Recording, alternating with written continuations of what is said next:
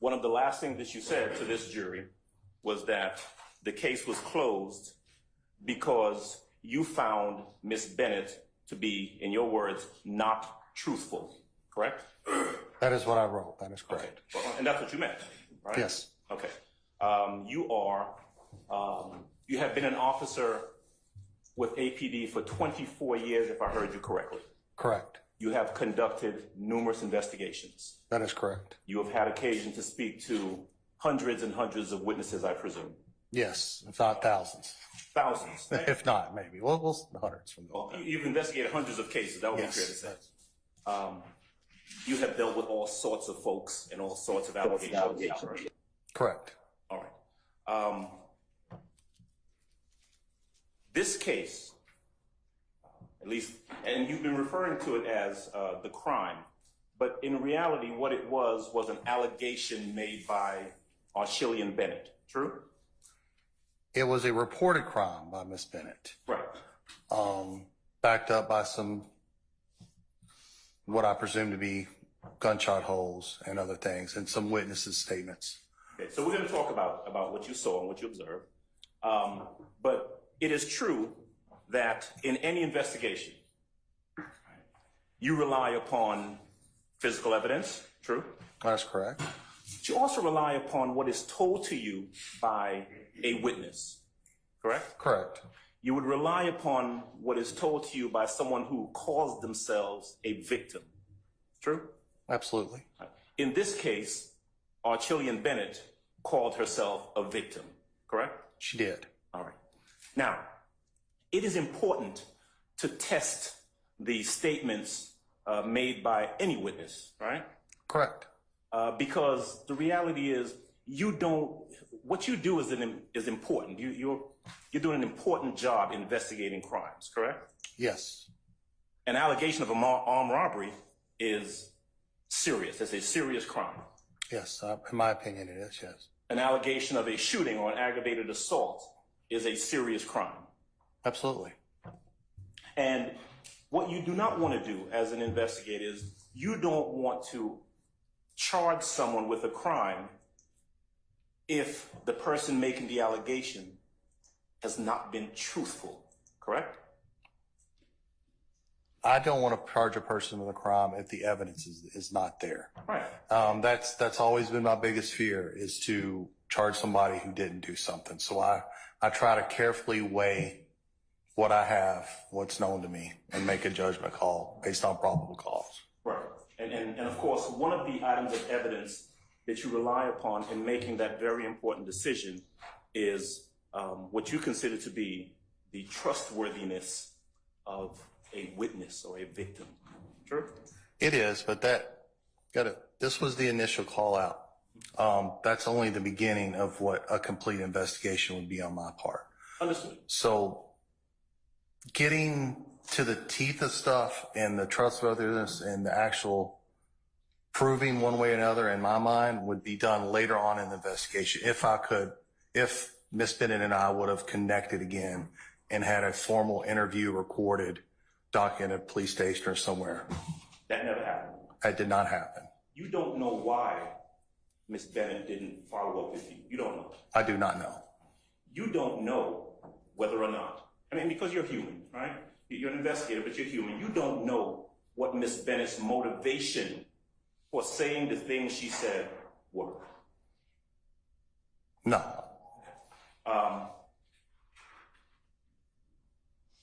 Other than what she told me, that she was scared. Right, and that's what she said, right? Yes. You don't know whether that's true or not. You just know that's what she said. Right? That's what she said on the 13th of May, 2013. One of the things that I heard Madam Prosecutor ask you towards the end is whether or not, for example, the defect that you saw above the couch was consistent with what Miss Bennett told you. Remember that question? I do. You said it was, right? I did. Now, so seeing a defect above a couch would be consistent, in your opinion, with her saying that someone had shot at that wall the day before, right? Yes. Okay. Now, it would also if she had said, for example, someone shot at this wall 2 months ago, above the couch, and you saw the defect, that would be consistent with that too, right? Same, yep. Right. And so, really, she could have told you anything, maybe not anything. She could have given you any number of explanations as to why that defect was in the wall, and the only thing you would have to go on is, well, that is what she said caused it. True? Objection, speculation. I stand the objection. Okay.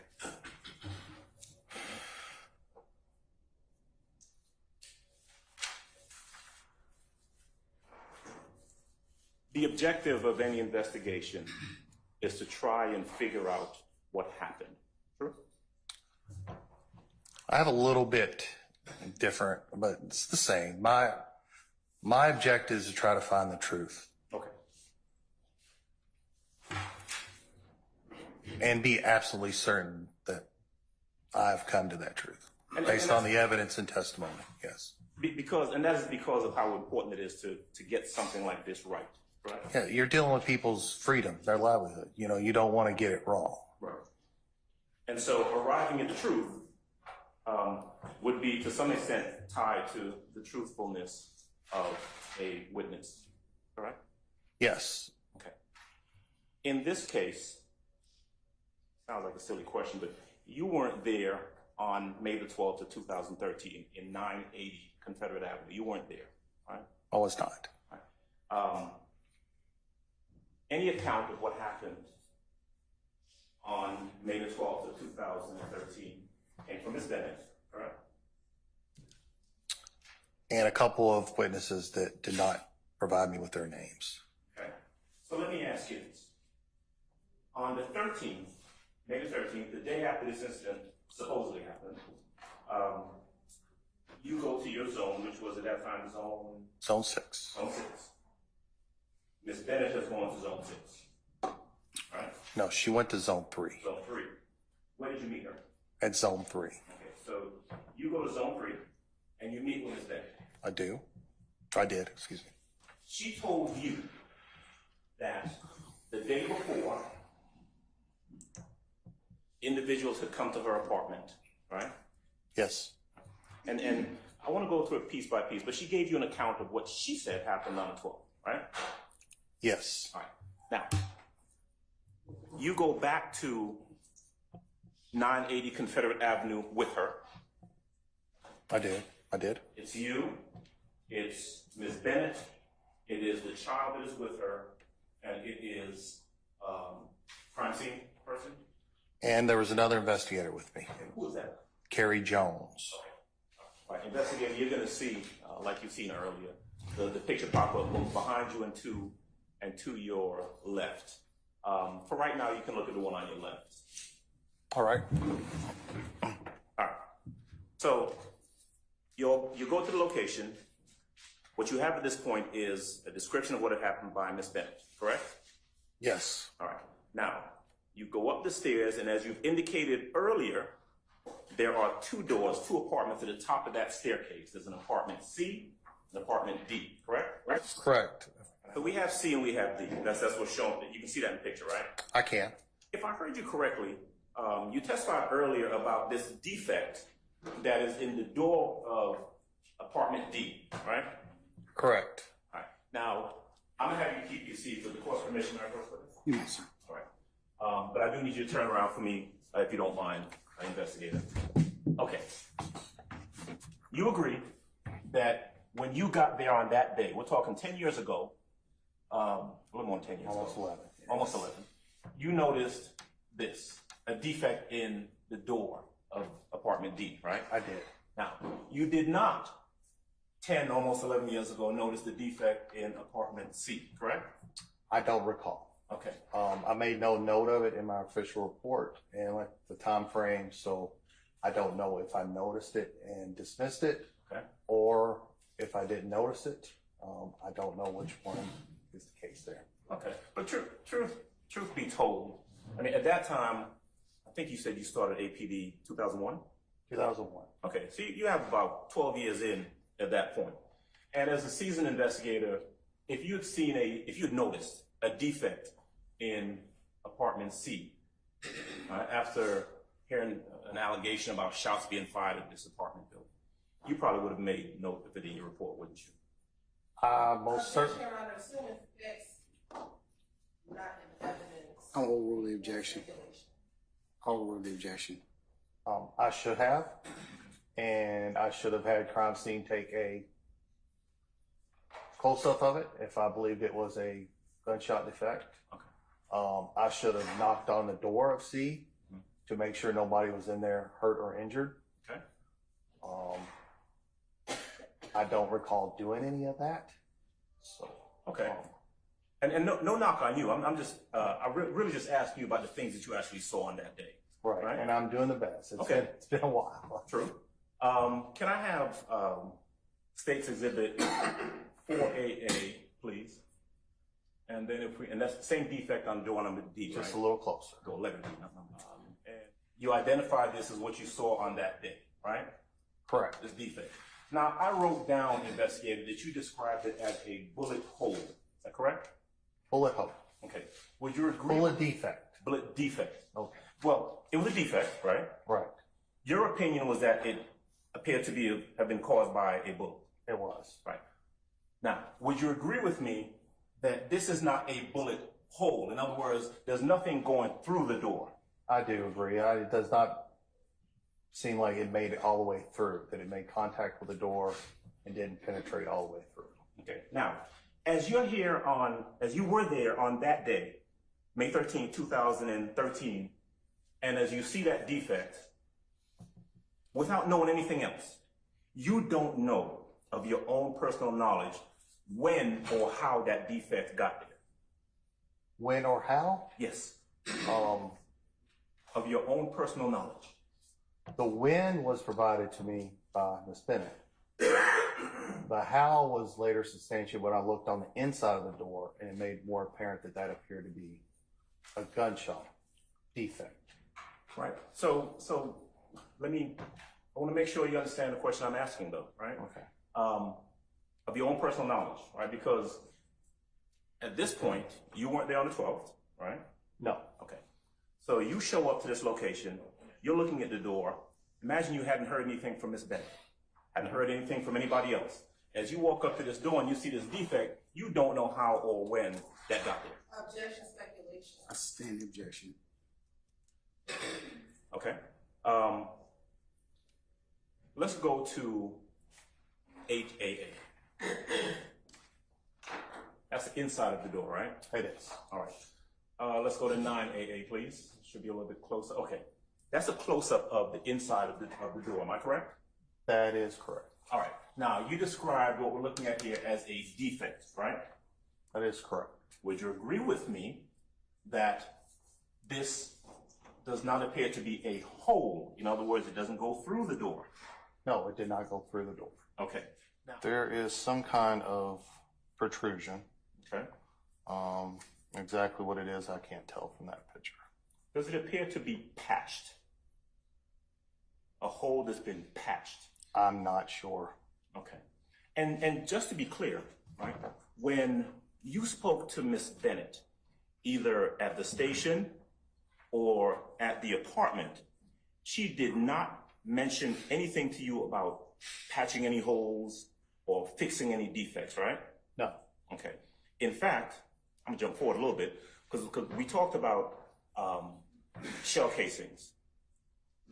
Now, when you talked to Miss Bennett, she didn't mention anything to you about picking up or moving any shell casings, right? She did not. She did not mention anything to you about cleaning up or sweeping up any glass or any mess that she said had been caused by the shooting at the apartment, right? She did not. Okay. And you did not find any shell casings inside of that apartment. I did not. You did not find any shell casings outside of the apartment. I did not. It wasn't just you. It was crime scene tech, Porter, I think her name is Porter now, and investigator Jones, all of whom were there. Nobody found any evidence of shell casings outside of the apartment that had supposedly been shot at on the morning of May 13th. True? To my remembrance, no. Nor, and I should have, and if that would have been the case, I would have notated that in my report.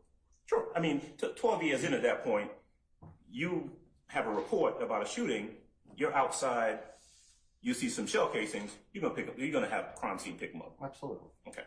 All right, so let's move forward a little bit, because I want to ask you about outside of the apartment. This is the window right to the right side of the door, correct? Correct. Okay. Now, what you know, let's do 11, please. What you know back on May 13th, as you're there at the location, is that this appears to be a defect in the window, correct? That is correct. Your opinion is that it looks like a bullet hole. That is my opinion, that it is a bullet hole. Okay. Now, it appeared to you, and please correct me if I'm wrong, I don't want to misstate you, right? I don't want these to be your words. It appears that as whatever it is went through that window, it made a hole, right? Yes, So the glass that would have been here is gone, true? it is gone. Okay. Can we go to 13AA, please? Okay. This is looking at the same window from inside the apartment, correct? It is. All right. Let's go to 14AA and 15AA. All right, so that's a close-up, right? It is. Now, you're the investigator, you're not the crime scene person, but you have a crime scene person there who's working at your direction, Correct. right? You would be the person telling the crime scene technician, either I want you to pay attention to this or photograph this or things to that effect, right? Generally, yes. Okay. Now, would you agree with me that there did not appear to be any shards of glass or any sort of glass underneath this bullet hole on this counter? Is that true? That is correct. Okay. When a gun is fired and the bullet comes out, generally speaking, the bullet's going to go somewhere, right? Yeah, what's going somewhere? Correct. Right. Yeah. And in an enclosed space like in an apartment, for example, if a bullet, let's say hypothetically, comes through a window, it's going to go somewhere in that apartment. Is that fair to assume? Yes. All right. Now, in this case, if we can move to exhibits, let's see, 17A perhaps? All right.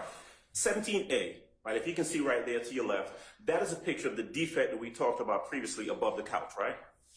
Yes. All right. 18AA. All right. That's a little closer view of that same defect, isn't that right? Yes. All right. Now, in your testimony earlier, you said that your opinion was that that appeared to be a bullet hole. I think that's what you said. Was I right about that? It was my opinion it was a bullet hole, and also Miss Bennett stated it was a bullet hole. Right. Okay. So now looking at that, did either you or the crime scene technician have occasion to look at it closely to see if there was an actual bullet or projectile embedded in that defect above the couch? I don't remember. Right. If there was a bullet or a bullet fragment in that hole, right, it would have been evidence, true? If either I or the crime scene technician would have physically saw a bullet from our perspective, yes, that would have been removed from the wall and collected as evidence. But there was no bullet or bullet fragment in that defect? Not to my recollection. Okay. And again, we've talked about shell casings because Miss Bennett's statement, let's call it that, was that defect above the couch came from DK supposedly shooting the gun into the wall, correct? Yes. Okay. And she said that it was her gun. It was a Kel-Tec, something or the other, semi-automatic gun that she said shot into the wall, right? Correct. All right. So, notwithstanding her statement, we don't have any shell casing to corroborate that, correct? Correct. We don't have any bullet or bullet defect that was supposedly shot into the wall to corroborate that, right? We have the defect. We don't have a fragment of a bullet or a shell casing. Is that what you mean? Yeah. Yeah, we don't have the actual bullet. Right. So if there was a bullet that had been shot into the wall the day before, and she hadn't cleaned anything up or removed anything, where is the bullet? Hard to speculate. The round was the .223 round, which is a rifle caliber round, Okay. which is a very high velocity round. Okay. Shot into that wall, it could have went anywhere. it would have gone into the wall, right? Into the wall. It may have hit a stud and stopped. It may have went all the way out. I'm not really sure what happened to it. Right, but that defect isn't a hole where you can see something that goes through and continues on. It just appears to be an indentation of some sort in the wall, correct? I can't tell from this angle. The crime scene was there, right? They were. Okay. Now, I can't remember. Did we take another angle of this photo? okay, well, let's see. Like more straight on angle? Let's see what 19AA looks like. There we go. All right, so take a look at that. That appears. Can we zoom in any more on that? All right. 19AA. Can you see that? I do. Okay. You agree with me that that doesn't appear to be, like a better word, a hole? There's actually something that seems to be either plugging it or something, that wall? It could be, and I also have an opinion on what else it could be.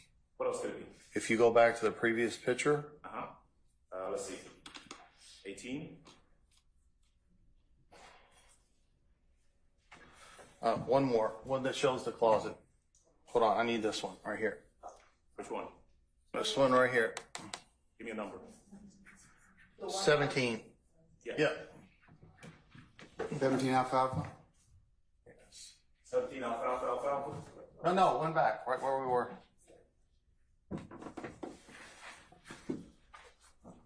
Just my opinion of doing hundreds of shootings on a crime scene. If the bullet was fired along this trajectory and hit that wall, it could have skipped over, and that's what caused this over there. Okay. So that's one theory of what could have happened. One right? theory. All right. Which kind of comports with what you said earlier about a bullet has to go somewhere, right? Has to go somewhere. All right. So let's use your theory for a second. If we've got a bullet that comes in, hits that wall, and goes to the closet door, and actually, hold that question right there, because I want to show you something. Yes, sir. Let's go to, let's go forward one, Madam Prosecutor. 18AA. You see what we're looking at in 18AA, right? Yes, just a close up of where we just were. Let me borrow that pointer from you. Thank you. All right. Defect in the wall, right? Correct. Defect in the wall. Correct. Defect in the door of the closet. Correct. Defect, hard to see here, but defect on the side of this door in the closet, right? Yep. All right, and defect over here, right? Correct. All right. So, is it your testimony then that one possible theory is that a bullet came through the window, hit the wall, hit this wall, hit this door, came around the corner and hit that door? Could have been the window or from inside. Just somebody standing on the side of the couch. Okay.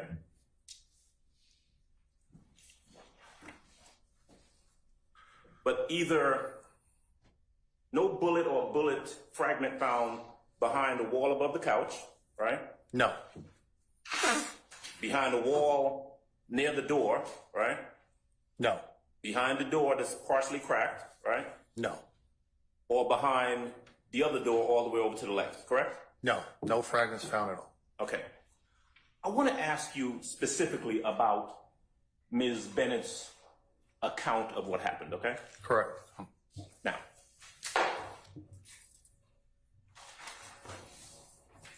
first of all, she says that this incident happened on Mother's Day, May the 12th, 2013, correct?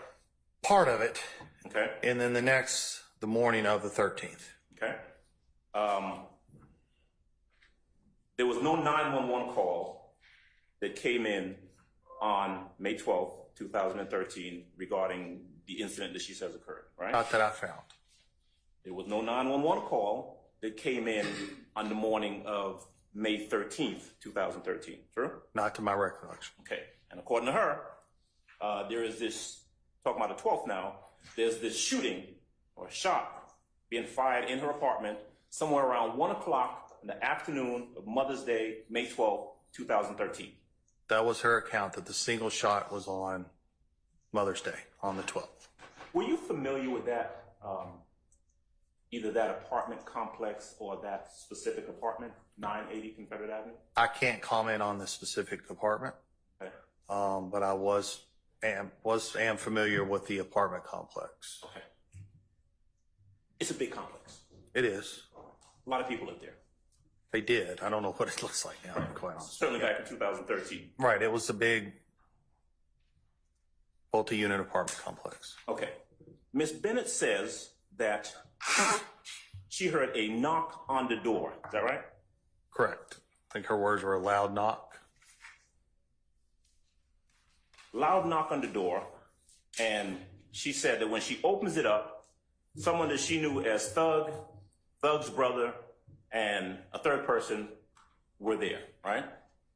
Well, she said before she opened it, she looked outside and noticed it was Thug and Thug's brother. Okay. This is what she's telling you, right? What she's telling me. All right. At that initial letting in or interact or knowing who was outside, she did not make any mention of a third person. Okay. She says that at some point they're in the apartment with her, right? Right. Okay. She's about to go make a bottle for her baby. That's what she said. Go into the kitchen to make her baby a bottle. Correct. Right. Does she say why they were there? No. Okay. So, according to her, they're in the apartment, and she's, I guess, comfortable enough to kind of turn around and go get a bottle for the baby, according to her, right? That's what she told me. Yes. Okay. Now, you would come to find out that the father of her child, Micah Anderson, also lived there with her. Did you know that? No, I did not know that. Okay. Did she tell you that? She did not. You did come to find out that the father of her child was someone named Micah Anderson. You did find that out, though, right? She did tell me her child's father's name was Micah Anderson. Okay. Correct. She says that as she turns around and goes to get her baby a bottle, someone, I think she said Thug's brother, put a gun to her head. Is that what she said? That's what she said. Silver 9mm gun to her head. And she said that they took, number one, her cell phone, right? One of her cell phones. Okay. She said she had more than one? Well, she had another one when I got there because Okay. that's the picture we took. Okay. So just to be clear, though, she didn't say they took one of my cell phones when she initially told you that. She said they took my cell phone, right? Let me refer and make Please. sure she just said singular not one of my cell phones. Yeah, it's important. So if you need to refresh your recollection, just go ahead and take a look at that, at your report.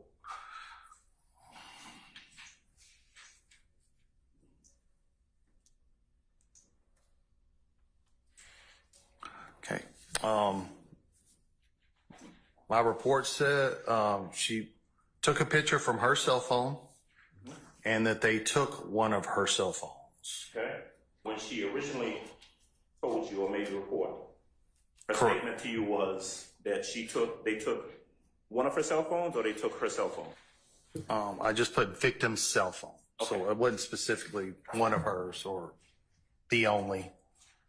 Okay? They took her cell phone.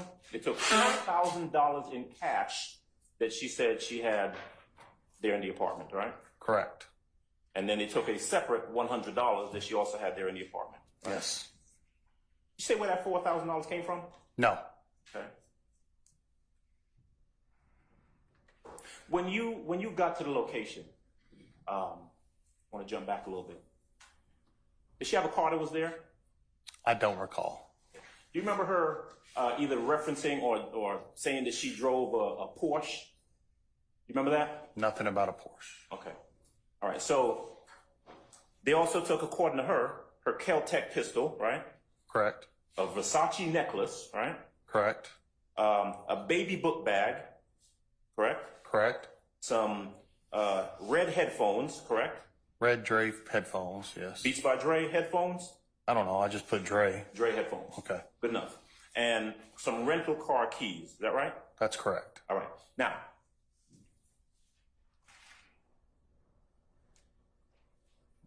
she said that they took these items and they left, right? Left in two vehicles. Correct. 2 vehicles. She said that she was scared. So she stayed there a couple of hours, right? I think her words were several hours. Yes, And then she went to a hotel room that night. correct. Now, as you're investigating this case and you're listening to her story, right? Did she ever, let's say, provide any proof that she had in fact gone to a hotel that night? Again, that kind of teeth and digging in would be part of my follow-up investigation. I'd be somewhere in a recorded quiet space, like our precinct, where all this would be broken down step by step by step. This particular case, this was just an initial call out, a basic fact finding, evidence collecting, on my part. But to answer your question, that question was not asked that I believe, nor was it answered on where she would have got that kind of money. Well, how about this? Because when you spoke to her on the 13th, she had supposedly already been through what happened on the 12th and had already gone to the hotel the night before, right? Correct. Did she say, I stayed in this place several hours, then I went to the Holiday Inn or the Fairfield Inn or anything like that? Did she volunteer any of that information? I don't remember, and my report just says a hotel room. Okay. But certainly at this point, what you're getting from her is that one of these three individuals, I guess you said DK, had fired a gun inside of her apartment where it was her and her infant child, right? Correct. All right. Very serious offense, very serious allegation. True? True. All right.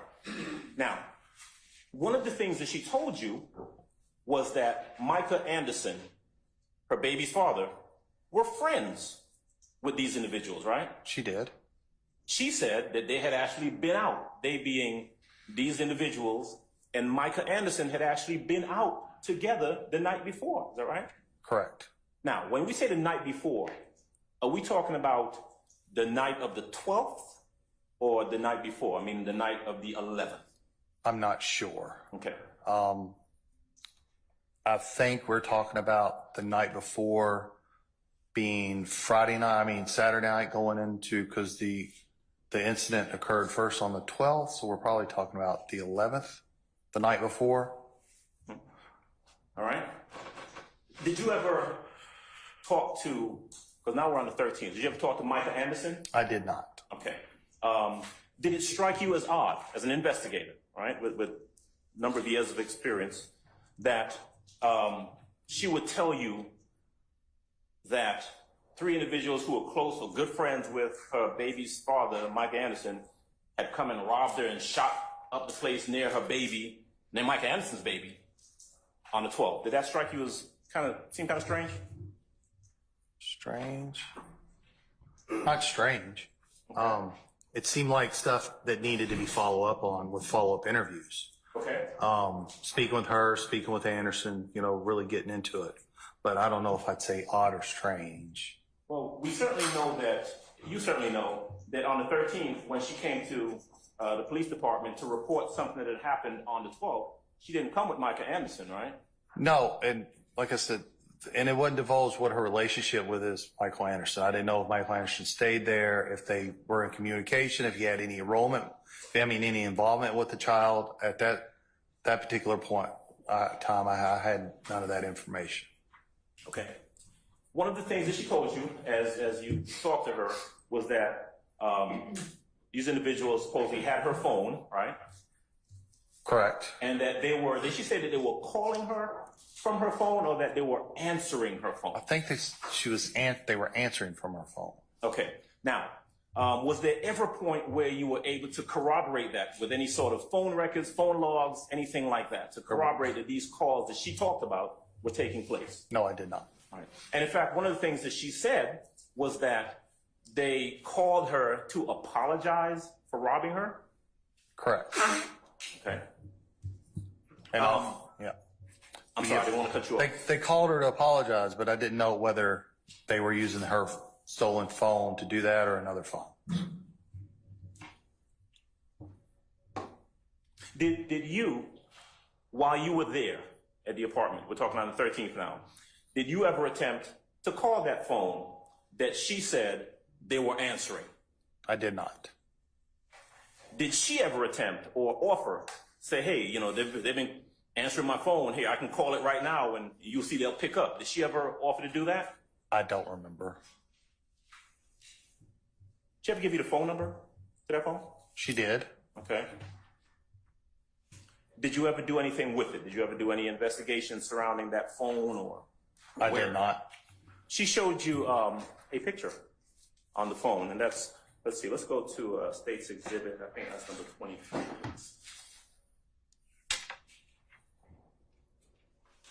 State's Exhibit number 23 is a picture of Miss Bennett actually holding a phone, correct? Correct. And she is showing you a picture on the phone, is that right? That is correct. All right. Now, did she ever tell you what the circumstances were surrounding this picture that she had in her phone? No. Did she ever indicate whether there were any text messages sent from her phone or to her phone? I don't remember anything about text messages.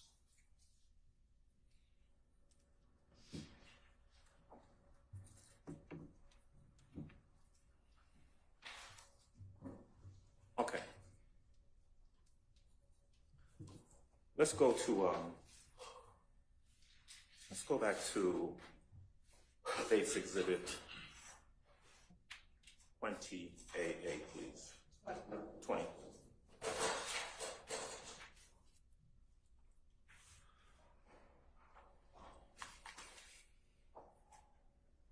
And while we're getting there, let me ask you. Now, this phone call that she says she received from them, from the individuals that she said robbed her, apologizing for the robbery. Did she ever say whether they brought the stuff that she said they told her back? No, only that they offered to bring her stuff back. And so this is on the 13th of May. You try to contact her to follow up on what you yourself described as a very serious incident, alleged incident, right? Correct. You don't get a call back from her. I did not. You get no response whatsoever from this person who claimed that she had just been robbed and a house shot up just a couple days before. Correct. There's no other investigation done to corroborate anything that she has said. Is that fair to say? That is correct. Now, I noticed when you were asked earlier about your closing the case, you cited the fact that there was no communication with her. In other words, she wouldn't call you back. She didn't call you back, all right? Correct. Now, when you said, though, that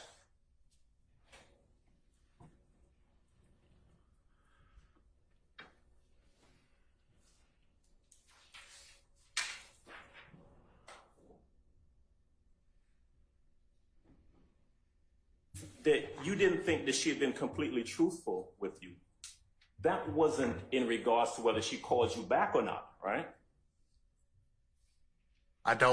Unfortunately, I didn't elaborate on any of that, and I don't remember why.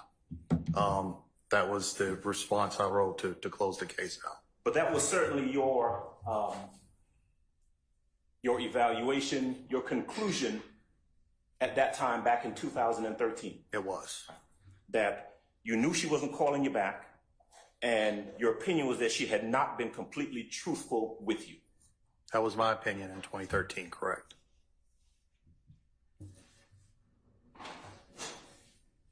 All right, so I want to just kind of run back through, very briefly, a couple things, and you tell me if I'm correct about these things. Number one,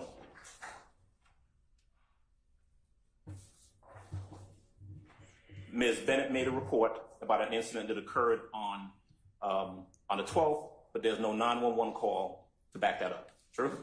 Correct. Ms. Bennett made an allegation about something happened on the morning of May the 13th, but there's no 911 call to back that up. Correct? Correct. Ms. Bennett made a report about a shot being fired inside of her apartment. There's no shell casing or projectile to back that up, correct? Correct.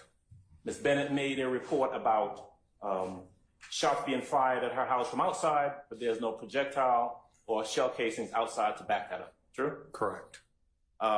Ms. Bennett made reference to $4,000 in cash being stolen from her apartment, but there's nothing to back that up other than her word. True? Correct. Ms. Bennett made reference to keys to a rental car being taken, but you didn't receive a rental car receipt or anything like that to back up that she even had a rental car. True? I don't know if she had a rental car or not. My investigators did not. She made no utterance to me that she had a rental car there. And so, not really sure where the car was or if there was one. Okay. Ms. Bennett made reference to the fact that these individuals who she claimed came to her apartment and shot at her wall and stole items from her had been hanging out with her baby's father the night before, but she never bothered to bring the baby's father or give you his information to help substantiate any of that, did she? She gave me his name and his birthday. Okay. But he was not there during the time the report was taken, no. Okay. The truth is, you don't really have any personal knowledge of what really happened in that apartment on that day, do you? No. And it's fair to say that because you found her to be untruthful and she was not responsive. Objection on misrepresentation of evidence. I stand objection. Because of your determination about her and the fact that she was not responding to you after making these allegations, you closed the case and there was no further prosecution from anyone on this allegation that she had made. True? Like we mentioned before when we talked about the goal of investigation and finding the truth and all that. Yes, sir. And not wanting to deprive people of their freedom without being absolutely right. Without follow-up from her, which would have led me to further investigation, the cell phone records, checking the car, canvassing again for witnesses, stuff about the hotel room, all that stuff that takes hours of investigation time. Yes. That I would have had to set aside time to do that after the follow-up with her. Unfortunately, with APT, the caseload does not, if I give her my card, I give her my contact information at the scene. Call me, we got to follow up on this. I call her, leave a message. Days go by, nothing. Unfortunately, the nature of the beast, I have to move on. Right. So that's why it was closed. And so here we are in April of 2024, and you've not been provided with any more information than you had in May of 2013, right? No, Ms. Bennett has still not contacted me. Right. And you've not received any more documents or any more information or any more phone records or anything since 2013. That is correct. But yet here you are testifying on this case that you closed in 2013. True? I'm here, sir.